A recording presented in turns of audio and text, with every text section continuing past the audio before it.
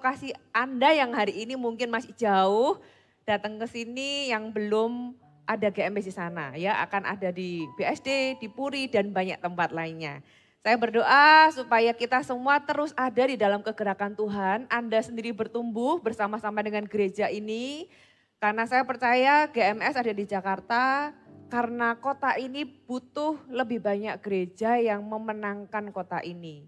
Ya, masih banyak orang di bawah kolong langit ini yang perlu dimenangkan. Dan saya berdoa lewat Anda semua, lebih banyak lagi orang yang dimenangkan untuk Tuhan. Amin. Anda siap dengarkan firman Tuhan? Sepanjang hari ini saya akan khotbah seri pengajaran kitab Yunus. Saudara yang tahu kitab Yunus, Yunus itu adalah sebuah cerita anak sekolah minggu. Cerita anak Eagle Kids yang diingat Yunus dengan ikan besar, Yunus dimakan ikan gitu ya. Padahal ceritanya lebih dari itu. Saudara, ada banyak rema-rema firman Tuhan yang mungkin kalau dikhotbahkan dari Yunus 1 sampai Yunus 4 itu lebih dari 7 kali ibadah. Tapi saya coba rangkum menjadi 7 kali ibadah, semuanya dari kitab Yunus.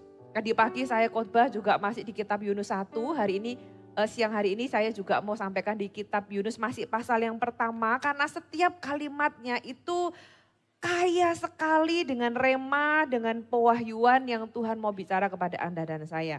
Ya, jadi sepanjang hari ini yang pertama jangan lari dari Tuhan tadi pagi. Sekarang Tuhan tidak menyerah dengan Anda nanti dan berikutnya sampai ibadah yang ketujuh. Mari kita buka sama-sama dulu di Yunus pasal yang pertama.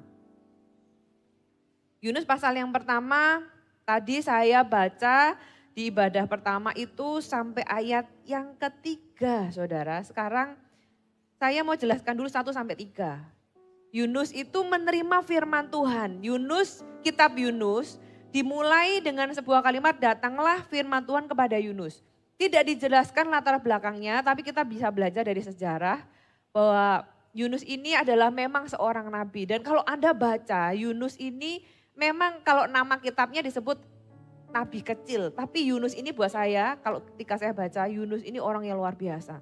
Seolah-olah saya nggak bilang iya, tapi seolah-olah itu nggak ada orang lain selain Yunus yang bisa menyelesaikan misi yang besar ini. Misinya itu besar, makanya saya bisa lihat orang ini hebat. Seolah-olah di seluruh kolong langit ini cuma Yunus yang bisa mempertobatkan orang Niniwe. Dan gak mungkin Yunus itu tanpa track record tiba-tiba dikasih misi sebesar itu. Yunus ini adalah nabi yang pasti sebelum pasal pertama, ayat yang pertama ini ditulis, dia sudah punya track record. Di mana kata-katanya itu pasti terjadi gitu ya. Kalau sudah baca Samuel juga, Samuel seorang nabi di mana kata-katanya apa yang dia katakan itu terjadi. Dan orang ini diakui kenabiannya. Satu kali dia mendengar firman Tuhan untuk dia pergi ke Niniwe.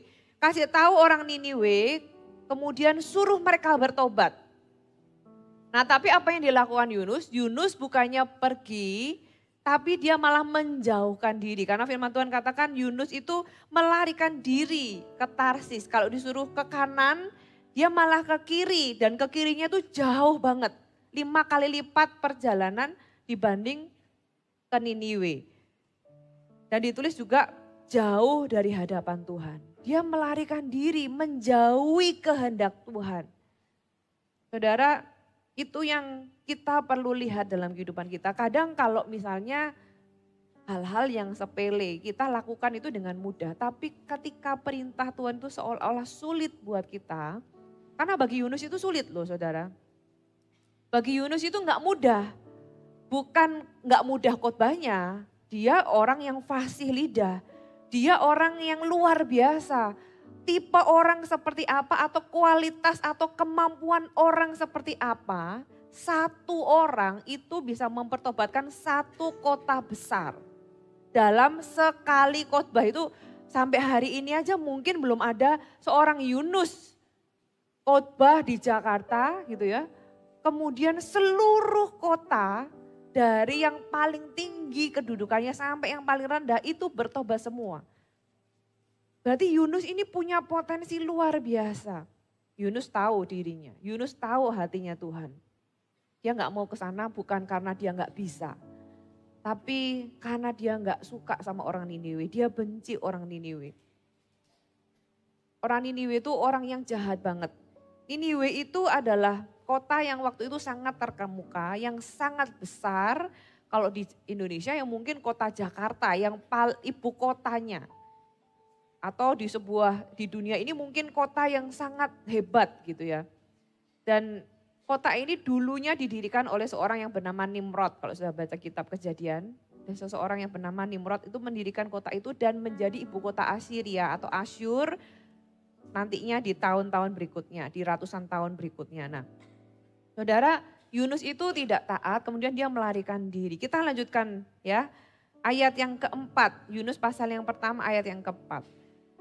Tetapi Tuhan menurunkan angin ribut ke laut. Lalu terjadilah badai besar sehingga kapal itu hampir-hampir terpukul hancur. Ayat yang kelima, awak kapal menjadi takut, masing-masing berteriak-teriak kepada Allahnya dan mereka membuang ke dalam laut segala muatan kapal itu untuk meringankannya. Tetapi perhatikan, Yunus telah turun ke dalam ruang kapal yang paling bawah dan berbaring di situ lalu tertidur dengan nyenyak. Saudara baca ayat ini aja aneh enggak? Ya, Tuhan menurunkan angin ribut. Perhatikan kata Tuhan. Kita berpikir Tuhan itu yang menenangkan angin ribut. Bukankah demikian di kitab Injil? Ya kan? Kita melihat Tuhan sebagai Tuhan itu yang menenangkan angin ribut. Sebagai Tuhan yang menghentikan badai. Tapi di ayat ini menulis berbeda. Ayat ini menulis Tuhan menurunkan angin ribut. Saudara, di dalam kehidupan kita, Tuhan itu mengizinkan adanya masalah atau segala sesuatu yang mungkin itu seperti angin ribut. Jangan-jangan itu supaya kita itu enggak semakin jauh dari Tuhan. Tuhan menurunkan angin ribut apakah menghukum Yunus? Enggak. Tuhan itu mencegah Yunus lebih jauh dari hadapan Tuhan. Tuhan memakai angin ribut gitu ya, untuk membuat Yunus itu sadar. Tuhan bisa memakai masalah, Tuhan bisa mendatangkan orang, Tuhan bisa membuat situasi tertentu supaya membuat kita sadar bahwa kita tuh salah jalan. Kalau enggak dikasih itu, Yunus enggak akan kembali. Nah, tapi perhatikan ketika angin ribut itu sudah mulai menggelora dan dikatakan kapal itu hampir terpukul hancur. Apa yang dilakukan Yunus? Yunus malah turun ke bawah, tidur nyenyak. Loh, kok bisa ya? Saudara pernah lihat nonton film Titanic? Ada nggak yang tidur waktu kapalnya hampir tenggelam? Yang kita lihat di semua scene adalah semua orang teriak-teriak, lari-lari. Kalau bisa semua naik ke atas. Betul ya? Semuanya naik ke atas. Tapi yang ini malah turun ke bawah dan tidur nyenyak. Kok bisa? Kok bisa si Yunus itu tidur nyenyak sementara orang lain teriak-teriak, bahkan ditulis di sini masing-masing berteriak-teriak. Berarti kan enggak silent, enggak quiet gitu. Maksudnya tidak sunyi, tapi rame. Semua orang itu mungkin sudah bukan cuma teriak, ya muntah-muntah segala macam. Tapi dia bisa tidur.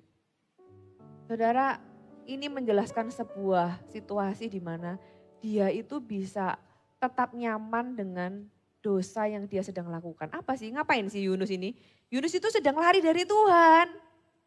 Yunus ini sedang melakukan ketidaktaatan. Yunus ini sedang menjauhi Tuhan.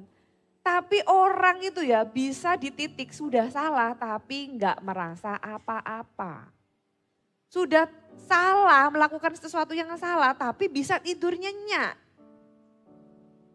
Nah saudara, ketika badai mengamuk, Yunus itu tertidur, bisa jadi buat dia, badai ini enggak seberapa dibanding sebenarnya dia konflik batin. Dia tahu kok, dia seorang nabi kok. Dia itu tahu kalau dia itu salah. Dia itu tahu antara dia benar-benar pokoknya sudah nggak mau tahu dengan sekitarnya dan dia memilih untuk pokoknya aku gak peduli gitu ya, dia tidur nyenyak. Atau dia memang ya sudah, gak, aku nyaman dengan apa yang aku lakukan. Orang mau kena dampaknya, orang mau gimana-gimana, dia tidur dengan nyenyak. Saudara perhatikan, pelajaran pertama adalah jangan nyaman dengan dosa. Orang bisa sampai di titik hidupnya itu sudah berantakan, tapi enggak mengevaluasi diri. Enggak pernah bertanya apa yang aku perlu bertobat. Bahkan ketika firman Tuhan sampai kepada kita bisa merasa oh itu untuk orang lain gitu ya, bukan buat saya. Itu artinya tertidurnya dia itu enggak merasa ada bahaya. Saudara enggak mungkin tidur nyenyak kan kalau ada di dalam sebuah bahaya.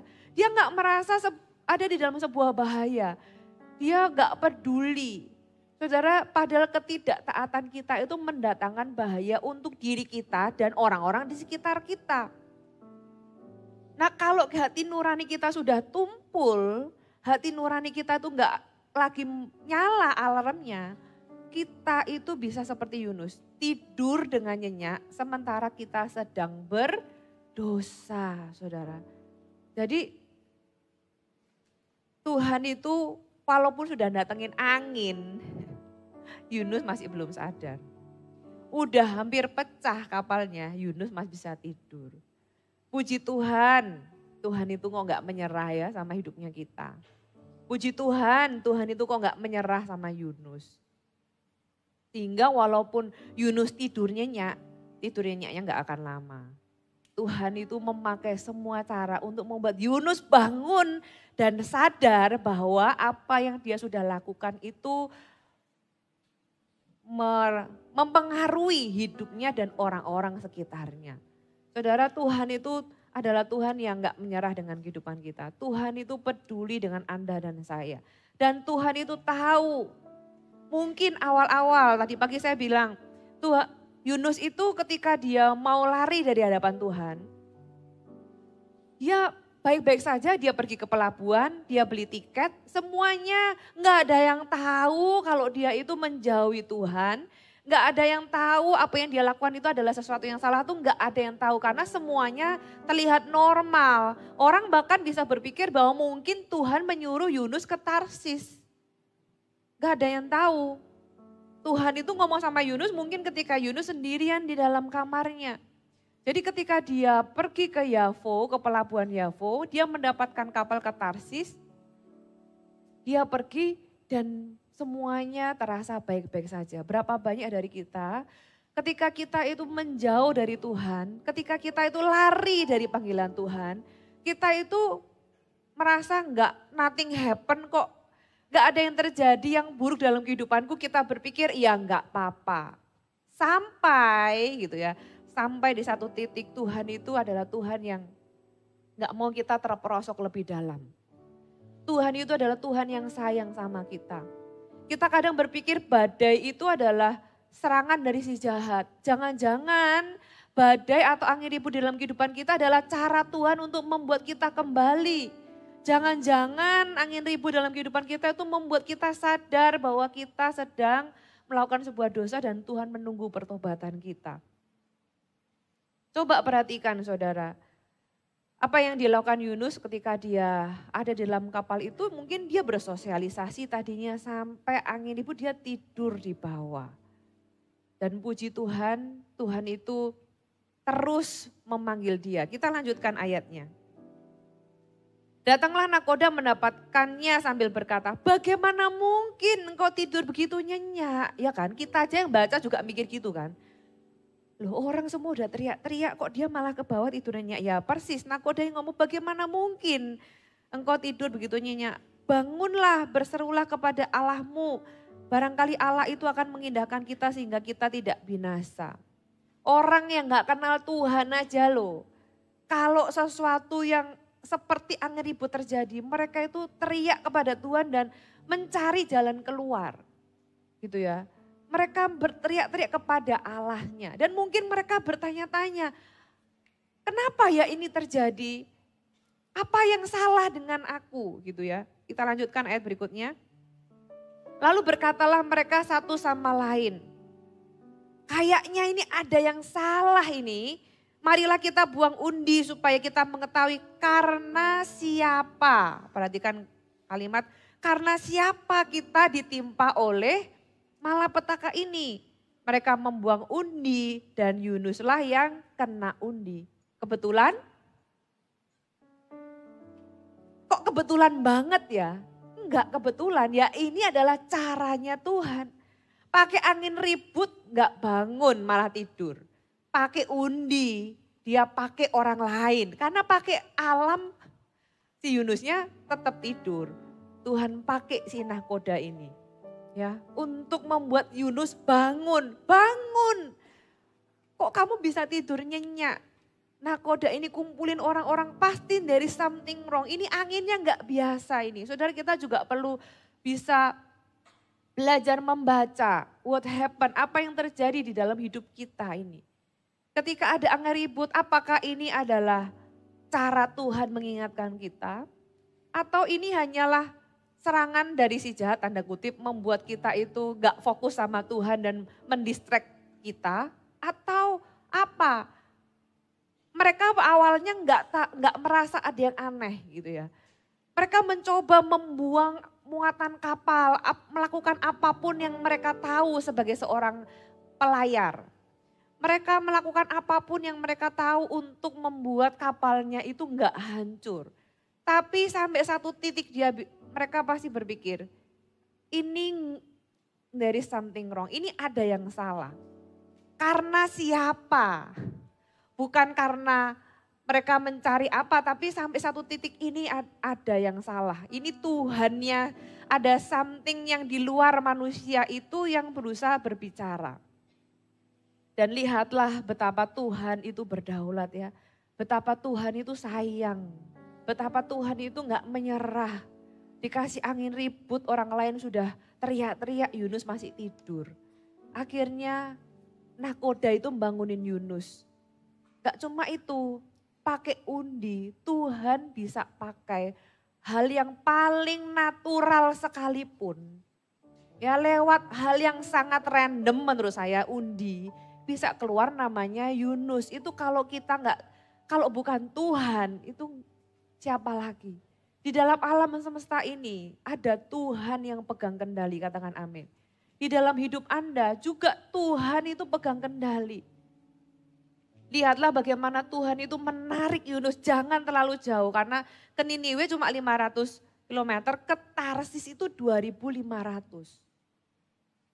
Tuhan itu gak mau kita terlalu jauh, Tuhan mau bawa kita kembali, saudara. Jangan sampai kita itu terlalu nyaman dengan dosa, sampai harus pakai angin ribut. Kita harus punya hati nurani yang selalu kita jaga. Di hadapan Tuhan, di hadapan manusia. Kalau kita salah ngomong, alarm kita harus bunyi. Kalau kita nyakitin orang, alarm kita harus bunyi. Kalau kita sudah lama gak saat teduh, alarm kita harus bunyi, alarm hati kita harus bunyi. Kalau kita sudah lama gak ke gereja, alarm hati kita juga harus bunyi. Gak boleh jauh-jauh sama Tuhan. Gak boleh terlalu lama meninggalkan Tuhan. Hidup kita yang nantinya rugi. Nah kalau alarm kita gak bunyi, apakah perlu dikirim angin ribut, saudara? Padahal itu adalah bentuk kasihnya Tuhan. Tapi kan kalau misalnya Yunus dari awal taat kan gak perlu kan ada angin ribut gitu loh. Gak perlu kan pakai undian segala. Sampai orang lain harus tahu kesalahannya.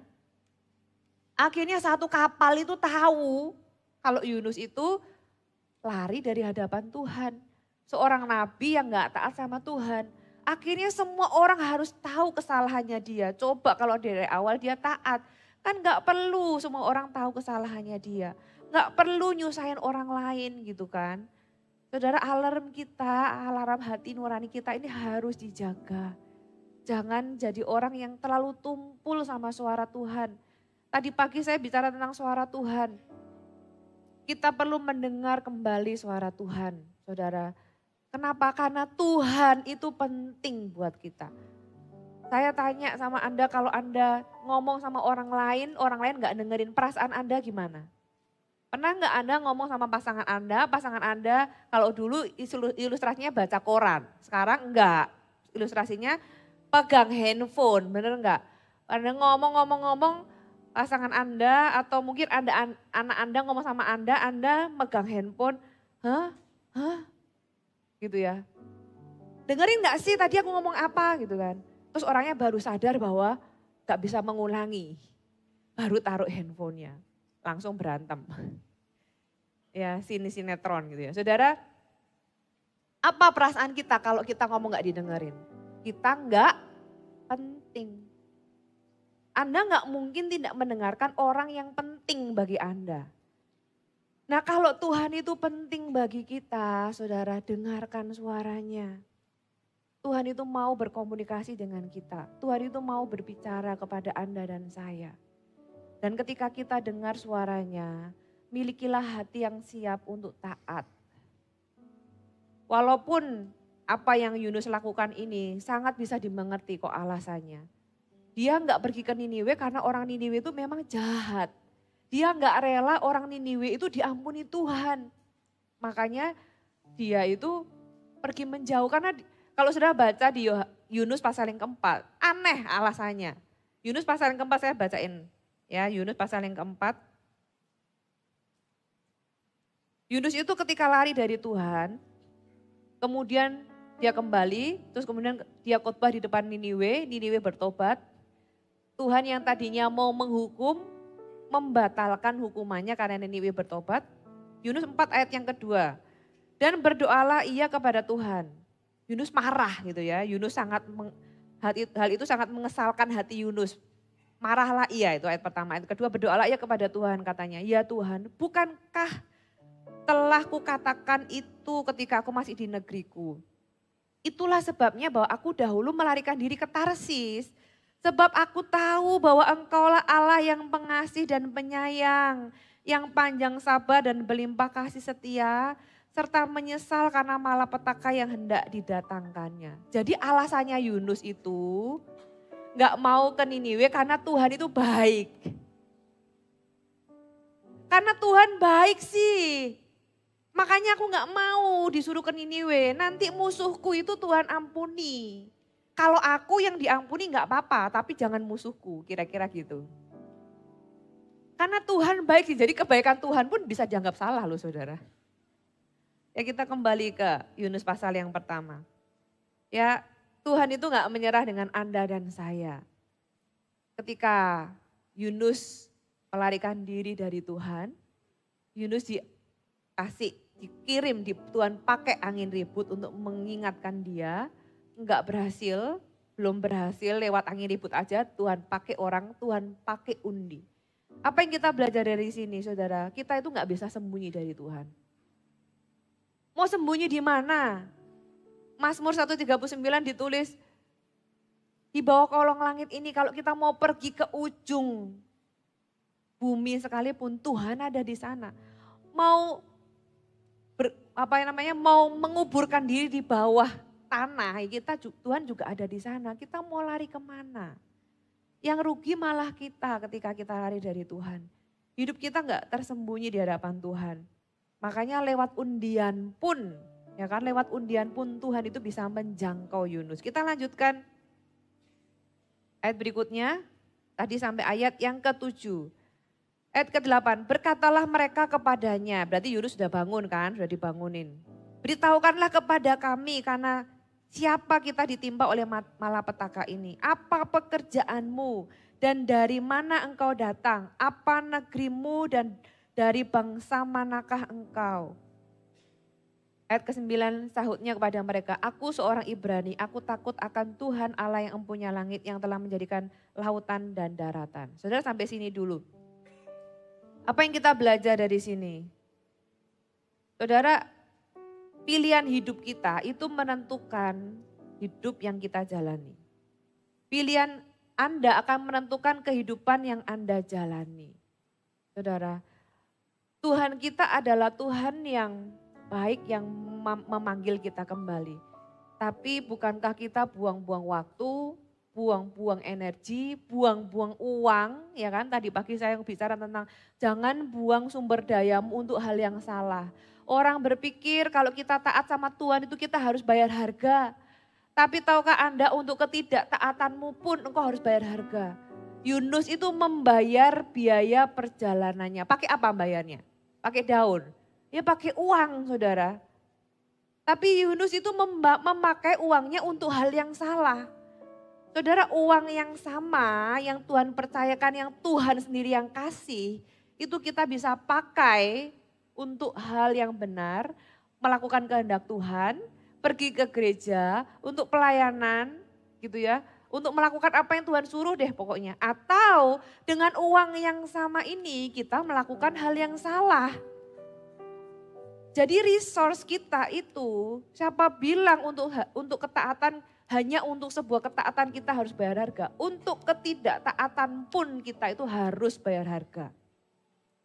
Untuk Anda berzina, berbohong, atau melakukan hal yang buruk pun kita itu harus bayar atau keluar uang, waktu, tenaga, pikiran, kekuatan dan sebagainya. Jadi saudara, resource kita itu kita harus bijaksana melakukan atau spend it atau mengeluarkannya.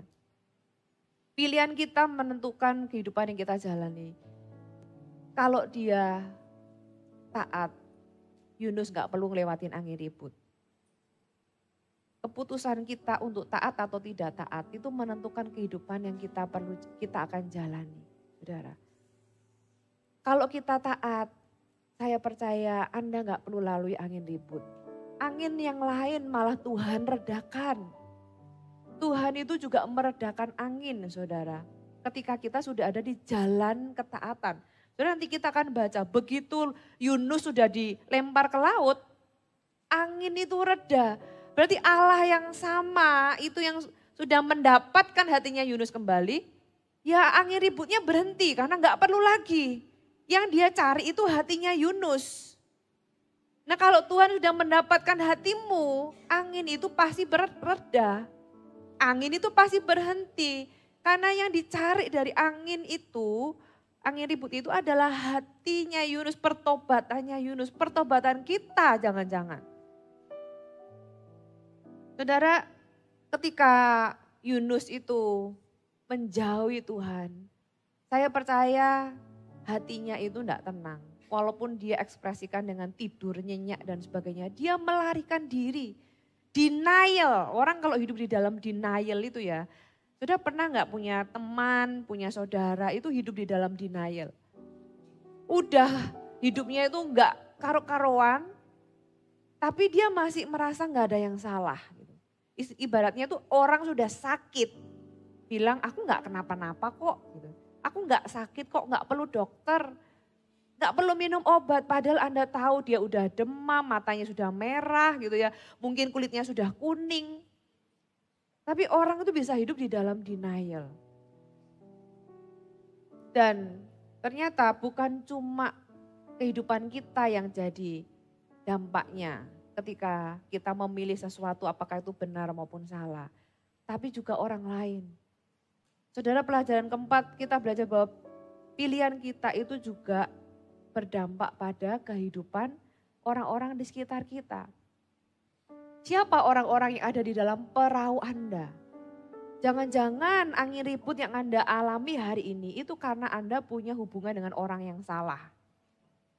Sampai orang itu keluar dari perahu Anda baru mungkin angin ribut itu tenang.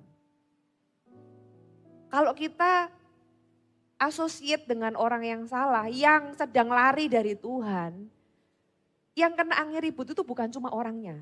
Kita yang satu perahu.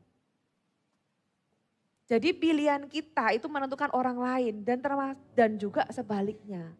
Jadi perhatikan siapa orang-orang yang ada di dalam perahu kehidupan Anda. Siapa orang-orang yang Anda ajak layar bersama.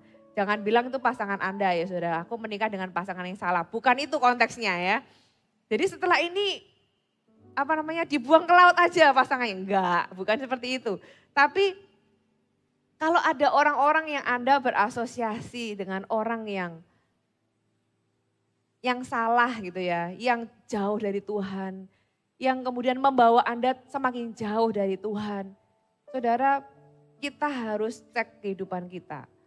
Hidup kita, pengenalan kita dengan Tuhan, hubungan kita dengan Tuhan harus lebih mahal daripada hubungan dengan manusia. Saya tahu orang-orang itu penting di sekitar kita. Tapi kalau itu keluarga kita perjuangkan sungguh-sungguh bawa di hadapan Tuhan. Tapi kalau ada orang-orang yang Anda tahu itu membawa Anda semakin jauh dari Tuhan.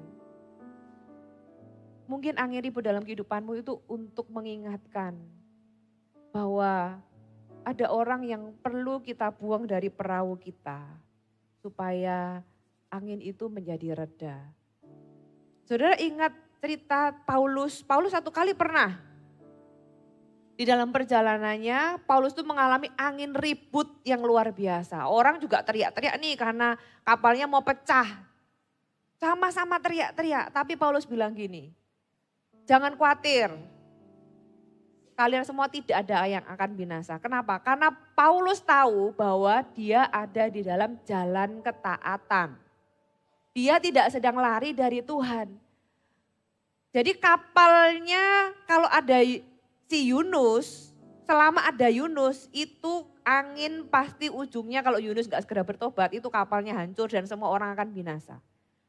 Kenapa? Karena ada orang yang sedang lari dari Tuhan. Kalau di kapalnya Paulus, gitu ya, di kapalnya Paulus, begitu ada Paulus, mau angin ribut tidak akan ada yang binasa. Kemarin ini cerita sedikit relevan, tapi agak lucu gitu ya. Satu kali ada seorang ngepost, Pastor Fuji pergi keluar kota. Kemudian ada orang yang mungkin gak kenal gitu ya, tapi ngefoto gitu. Terus kemudian ngepost dengan tulisan, aku tahu kalau ini pasti selamat sampai tujuan.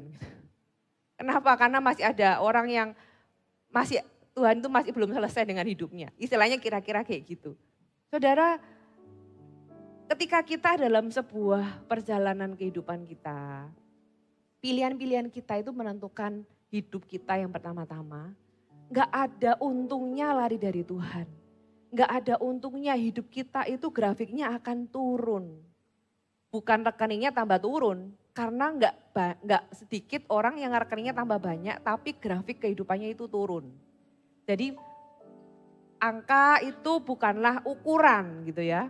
Tapi kehidupan kita, kualitas hidup kita, kualitas hubungan kita, kualitas hidup kita, hati kita itu bisa menurun.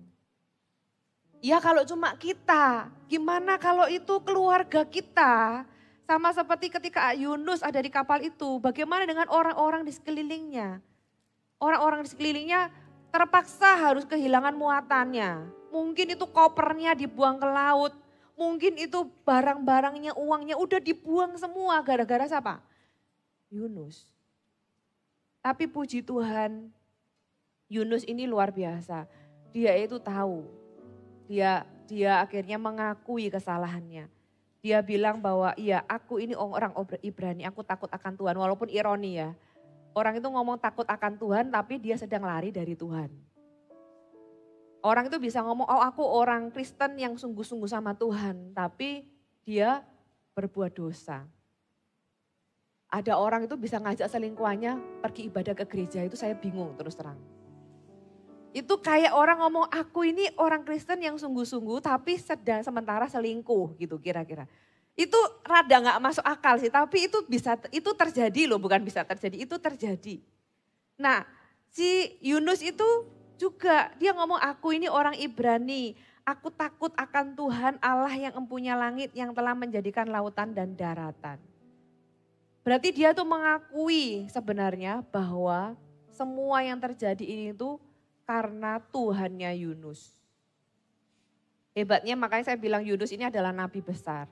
Nabi ini tahu siapa Allah yang dia sembah. Dia tahu karakter Tuhannya, makanya dia gak mau pergi ke Niniwe karena dia gak mau musuhnya itu diampuni Tuhan. Dia itu tahu Tuhannya itu kayak apa. Tuhan itu Allah yang baik, makanya dia itu tahu juga kalau dia bertobat Tuhan itu pasti terima dia kembali. Tapi dia juga bisa mengambil kesempatan yang di situasi yang sangat buruk ini untuk dia bersaksi. Kalau saudara baca di ayat-ayat sebelumnya, awak-awak kapal itu berteriak-teriak kepada Allahnya, itu pakai huruf kecil. Jadi sebelum awak-awak kapal ini ketemu dengan Yunus, mereka belum kenal Allah pakai huruf besar. Belum kenal kepada Allah semesta alam. Mereka masih berdoa kepada Allah huruf kecil. Nah ketika ketemu dengan Yunus, orang ini benar-benar nabi. Bisa terbukti ya, seluruh awak kapal itu akhirnya bertobat gara-gara Yunus. Gak heran orang ini dipakai Tuhan untuk mempertobatkan seluruh kota. Ketika saya baca Yunus ini, saya pikir ini orang luar biasa banget ya. Apa yang dia punya, yang bisa kemana dia pergi itu bisa buat orang bertobat loh. Saya berdoa Tuhan minta itu juga buat hidup saya. Sehingga dia itu memakai situasi yang buruk untuk bersaksi. Luar biasa, sementara dia lari dari Tuhan, dia itu bisa mempertobatkan orang loh saudara. Ya bukan berarti kemudian kita gak apa-apa lari dari Tuhan, enggak. Akhirnya Yunus itu bertobat sungguh-sungguh, dia mengakui kok kesalahannya. Kita lanjutkan lagi ya ayat yang ke-10. Orang-orang itu menjadi sangat takut, lalu berkata kepadanya, apa yang telah kau perbuat? Sebab orang-orang itu mengetahui bahwa ia melarikan diri jauh dari hadapan Tuhan. Hal itu telah diberitahukan kepadanya. Saya akan lanjutkan lagi di ibadah berikutnya tentang pertobatan, saudara. Tapi saya mau kita sama-sama belajar di sini bahwa pilihan kita itu memengaruhi orang-orang di sekitar kita. Apakah itu ketidaktaatan, bahkan pertobatan. Kita bisa nggak taat satu titik ketika Yunus itu berubah. Ketika dia sadar bahwa aku sudah salah. Dia confess. Dia hal itu diberitahukan kepada mereka. Gitu ya. Yunus itu tahu bahwa semua yang terjadi ini gara-gara dia. Dia mengambil tanggung jawab. Dia ini orang yang tidak menyalahkan orang lain, tapi dia tahu dia mengambil tanggung jawab. Dia ngomong kok, gimana caranya supaya angin ini berhenti? Dia bilang, buang aku ke laut. Yunus ini tahu prinsip rohani.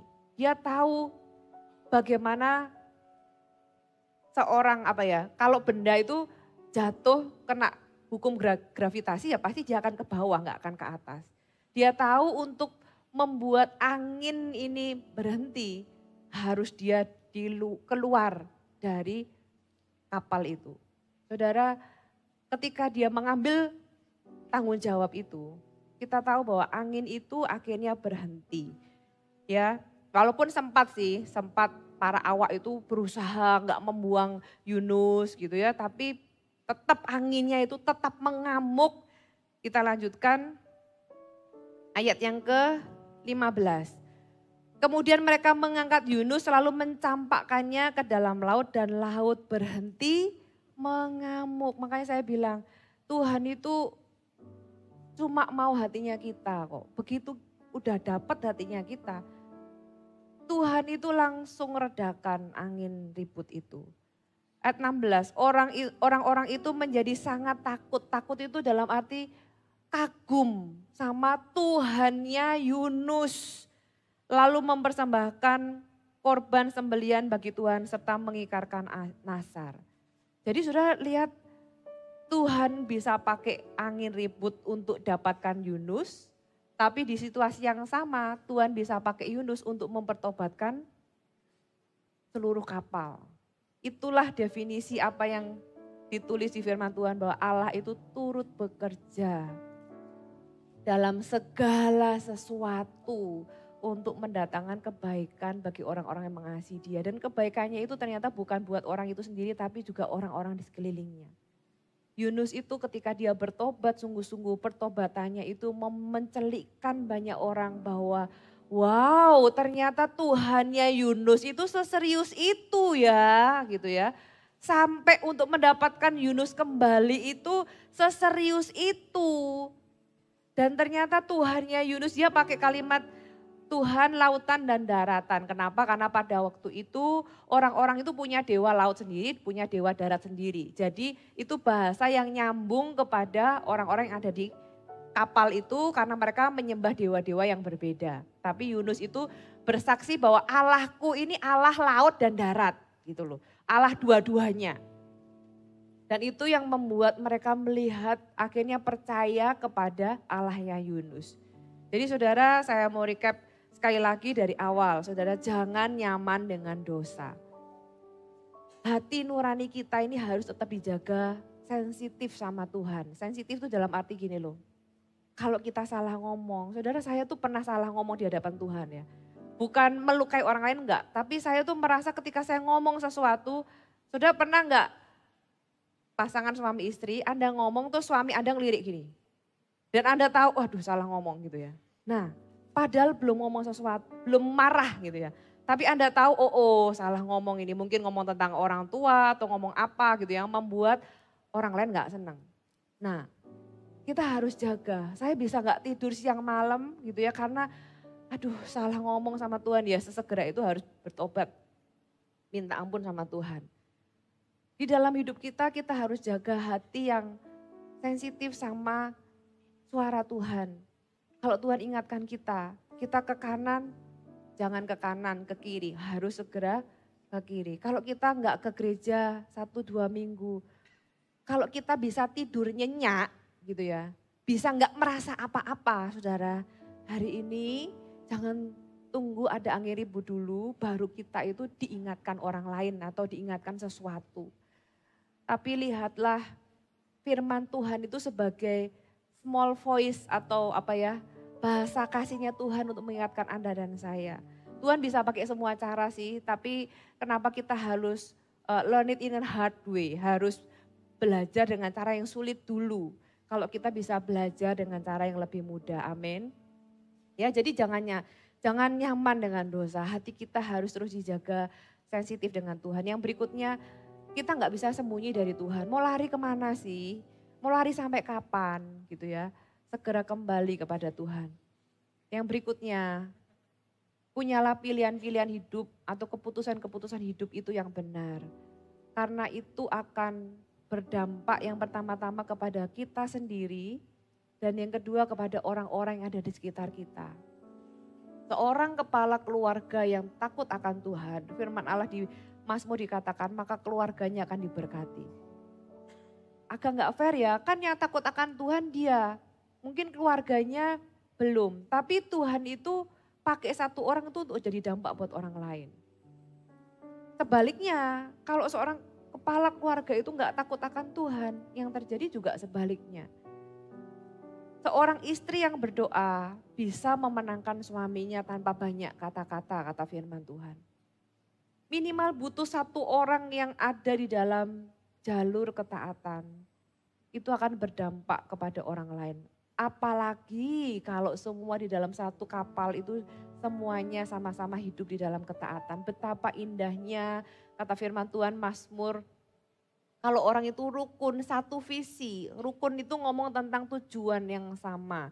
Ngomong tentang visi yang sama, rukun, satu hati. Bukan berarti gak ada konflik. Tapi di dalam konflik bisa diselesaikan dengan baik. Dengan satu tujuan, betapa berkat Tuhan itu mengalir di dalamnya. Jadi saudara, pagi hari ini kita sama-sama menghampiri Tuhan. Bawa hati kita, biarkan Tuhan itu membedah hati kita masing-masing. Hanya Tuhan dan Anda yang tahu. Sama seperti Yunus, sementara semua baik-baik saja, tidak ada yang tahu kalau Yunus itu jauh dari Tuhan. Mungkin hari ini hidup Anda baik-baik saja. Saya berdoa belum ada angin ribut dan tidak akan ada angin ribut. Tapi sebelum tidak perlu itu terjadi, kalau Tuhan ingatkan sesuatu pagi hari ini, ayo kita kembali kepada Tuhan. Amin. Mari kita bangkit berdiri.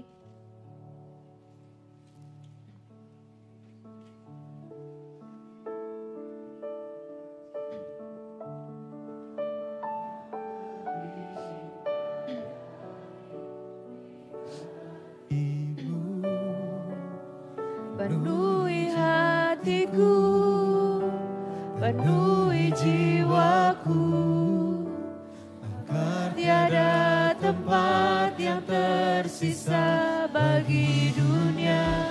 Tiada yang lebih indah dari hadirat-Mu, tiada yang lebih indah dari pribadi-Mu,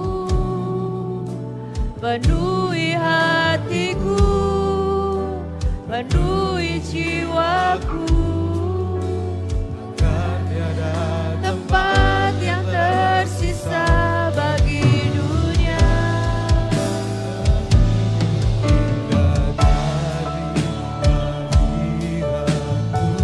Tiada yang lebih indah dari pribadiku, penuhi hatiku, penuhi jiwaku.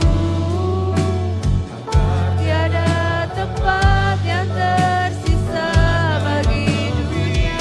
Tiada yang lebih indah dari hadiratmu. Tiada yang lebih indah dari pribadimu. Penuhi hatiku, penuhi jiwaku, agar tiada tempat yang tersisa bagi dunia. Hatiku milikmu. Firman Allah sudah disampaikan. Pagi hari ini mari hampiri Tuhan. Kembali kepada Tuhan. Kalau ada orang-orang di tempat ini engkau tahu walaupun tubuhmu ada di gereja, tapi engkau tahu hatimu lagi jauh dari Tuhan. Atau mungkin ada yang sengaja menjauh dari Tuhan. Atau mungkin ada orang yang engkau tahu Tuhan itu minta Anda lakukan sesuatu tapi Anda keberatan melakukannya. Mungkin Anda punya alasan. Alasannya semua orang bisa beda-beda. Tapi ketidaktaatan itu membawa kita menjauh dari Tuhan, saudara. Ketidaktaatan itu membuat kita semakin tidak mengenal Tuhan. Membuat hati nurani kita semakin tumpul. Kalau Anda hari ini bisa tetap nyaman dengan ketidaktaatanmu atau dengan dosamu, saya mau bilang memang Tuhan itu tidak menyerah dalam hidupmu, tapi sayang waktu yang terbuang. Jangan tunggu Tuhan mengingatkan kita melalui masalah atau sesuatu yang kita harus belajar dengan cara yang sulit. Saudara, kembali kepada Tuhan. Kalau Tuhan suruh ke kanan, jangan ke kiri. Ikuti perintah Tuhan. Tidak ada tempat yang lebih baik selain berada di dalam kehendak Tuhan. Disitulah Anda mendapatkan penyediaan. Disitulah Anda mendapatkan damai sejahtera. Atau ada mungkin orang-orang di tempat ini yang Anda tahu firman Tuhan ini untuk Anda. Dan Anda tahu hari ini Anda sudah mengalami angin ribut itu. Biar firman Tuhan hari ini itu sama seperti nahkoda yang datang kepada Yunus dan berkata, bagaimana mungkin kamu tidur nyenyak? Apa yang sudah kamu lakukan sehingga angin ribut itu terjadi? Biar firman Allah ini seperti nahkoda yang menghampiri Yunus untuk mendapatkan hatinya Yunus kembali. Saudara, lihatlah betapa Tuhan itu mengasihi Yunus sedemikian rupa. Pada akhirnya tidak ada yang binasa di kapal itu. Yunus sendiri akhirnya terselamatkan oleh ikan besar. Tuhan memakai semua cara untuk mendapatkan dia kembali. Tuhan juga akan memakai semua cara untuk mendapatkan Anda kembali. Pagi hari ini saya mengundang Anda untuk kembali mendekat kepada Tuhan. Kalau Anda tahu hari ini hati nurani Anda tidak menuduh Anda sedang ada di jalan Tuhan, semakin mendekatlah kepada Tuhan. Izinkan diri Anda dipakai olehnya. Izinkan hidupmu dipakai untuk melakukan misi dan kehendak Tuhan. Sama seperti Yunus pada akhirnya dia memberikan hidupnya untuk dipakai oleh Tuhan kembali. Jangan biarkan ada banyak waktu terbuang hanya untuk kita argue dan lari dari Tuhan. Amin. Kalau ada orang-orang yang kau tahu firman Allah ini untukmu dan kau mau meresponinya, mari kita taruh tangan kita di dada dan kita berdoa sama-sama. Tuhan, hamba berdoa di dalam nama Yesus biar hati kami diperbaharui pagi hari ini ya Tuhan. Hamba berdoa setiap hati nurani yang tumpul karena kami selama ini nyaman dengan dosa Tuhan. Sama seperti Daud berkata di hadapan Tuhan, berikan aku tahirkanlah hatiku ya Tuhan. Berikan aku hati yang baru, hati yang bersih, hati yang sensitif, hati yang peka terhadap suara Tuhan, hati yang peka untuk mengerti kehendak Tuhan. Hamba berdoa pagi hari ini ada pembaharuan hati di tempat ini untuk semua orang yang mendengar dan mau meresponinya. Tuhan, biar kami diajar lewat tuntunan-Mu, keputusan-keputusan apa yang harus kami ambil. Berikan kami juga hati yang taat, karena firman Tuhan katakan Tuhan akan menjauhkan hati yang keras dan akan memberikan hati yang taat. Tuhan, hamba berdoa berikan kami semua tanpa kecuali, kami yang mau meresponi firman Tuhan, kami mau punya hati yang taat ya Tuhan. Kami tahu hanya di dalam ketaatanlah hidup kami ada, hidup kami sejahtera ya Tuhan. Hidup kami aman, hidup kami menjadi puas dan bermakna. Terima kasih Tuhan, hamba berdoa hati yang baru kami terima pagi hari ini. Ajari kami untuk mengambil keputusan demi keputusan hari demi hari, mengambil keputusan yang benar sehingga hidup kami semakin naik. Firman Tuhan berkata, jalan orang benar itu semakin terang seperti rembang tengah hari. Kalau kita ada di jalan yang benar, maka hidup kita itu akan semakin naik. Hidup kita akan semakin terang, kata firman Tuhan. Berikan kami hati yang benar dan berikan kami kaki yang ada melangkah di dalam jalan ketaatan. Terima kasih ya Tuhan. Meteraikan firman Tuhan pagi hari ini, ubahkan kami. Pulang dari tempat ini, keluar dari ruangan ini, kami menjadi seorang yang berbeda, punya hati yang baru, punya kemampuan dan keberanian untuk taat. Berani untuk melepaskan sesuatu yang bukan dari Tuhan. Tuhan, kami mau memulai hidup yang baru bersama dengan Tuhan. Terima kasih Tuhan, di dalam nama Tuhan Yesus.